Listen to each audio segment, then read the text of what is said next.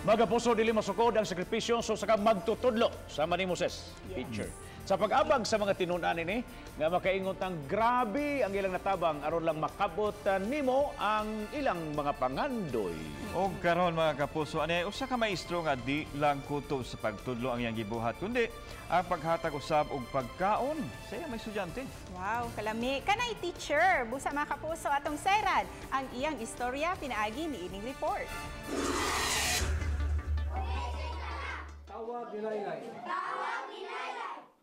Wala matapusod ni ining usa ka classroom ang pagkamaestro ni Orwen Torres, Emperado, 48 anyos. Usa siya ka elementary teacher sa dugay ng panahon sa Biso Elementary School sa Bais City, Negros Oriental.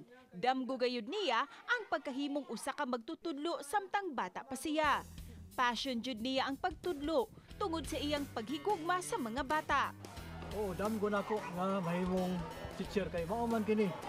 Ang pangandoy namong duha ni mama nako sa una. Kaya akong mama, usa ka teacher, pod sa una, ug himangga kay siya og bata. Tungod sa kabukid sa ilang lugar sa Biso, sagad sa mga bata nga mutungha, wala pay kaon.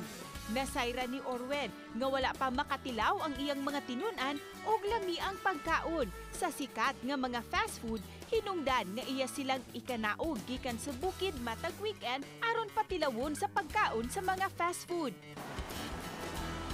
Sugas tubig.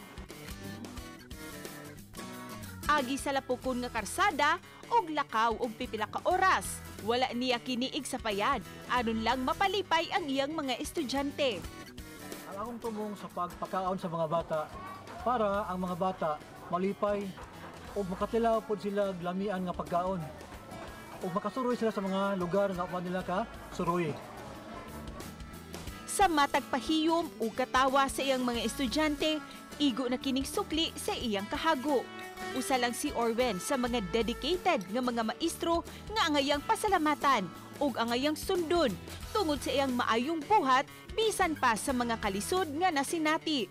Saludo kami kanimo, Sir Erwin, ug sa ubang mga magtutudlo. Uban ni Demi Hernani, Cecil Kibod Castro, Balitang Bisdak.